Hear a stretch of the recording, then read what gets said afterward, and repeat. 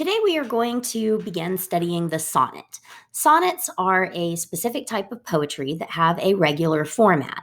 There are several different types of sonnets, and they have several elements in common, but then there are some unique elements to them as well.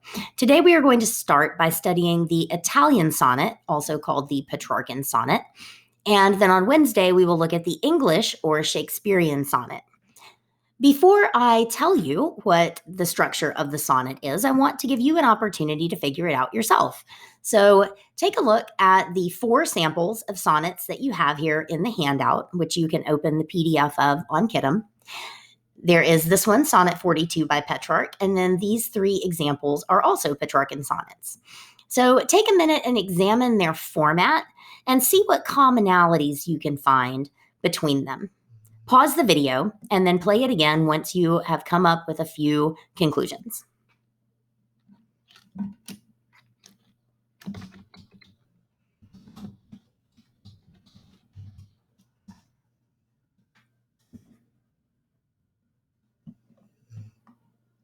Okay, so first of all, you should have noticed that all sonnets have 14 lines. Let's see if I can make this bigger.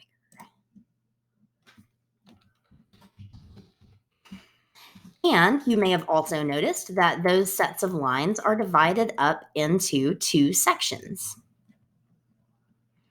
And we have a set of vocabulary words here to help us give those names. So they are divided into an octave, which is 8 lines, and a sestet, which is 6 lines. And we will talk about the way those 2 parts work to help convey meaning in just a minute. Something else you may have noticed about the sonnet structure is the rhyme scheme. If you look at this one, you have blowing, showers, flowers, going, glowing, powers, towers, overflowing. Then you look at the top here, why, lane, rain, sigh, reply, pain, again, cry. And this is true of all 4 of these examples. The octave of a Petrarchan sonnet will always have the rhyme scheme ABBA, ABBA. The sestet rhyme scheme tends to vary, and it can vary quite drastically.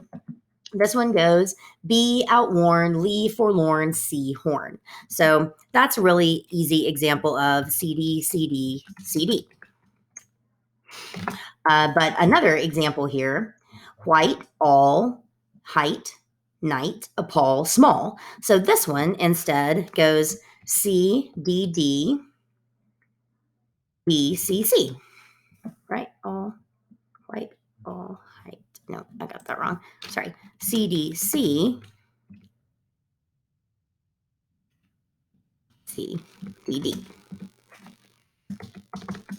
So C, D, C, C, D, D. And they are various patterns that follow in the sestet, but it will not be the same rhymes that you saw in the octave. All right, so one final thing that I want you to notice is the meter of these verses. So take just a minute and label the meter of the first couple of lines of one of these sonnets and see if you can come up with the meter that is being used in a Petrarchan sonnet.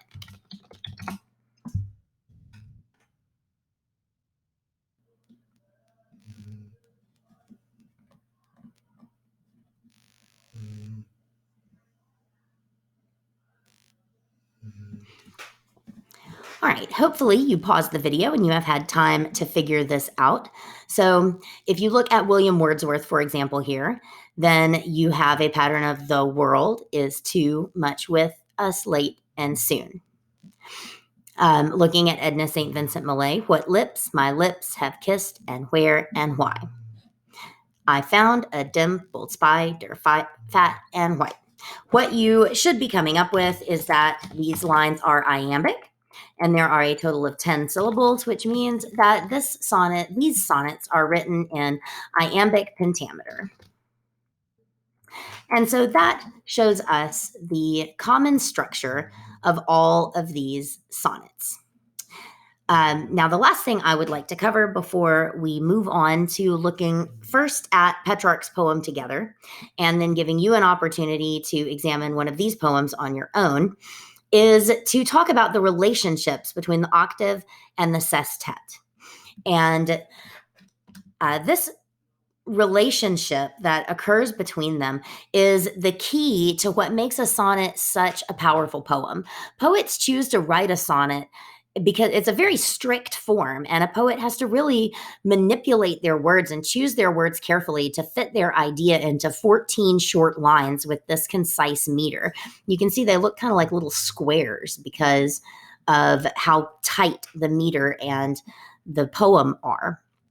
And one of the things that makes a sonnet work so well is that there are some predictable patterns between an octave and a sestet. And using these patterns can help the poet to convey the meaning that they want to convey. So, for example, if the octave presents a problem, then in that same poem, the sestet is going to present the solution.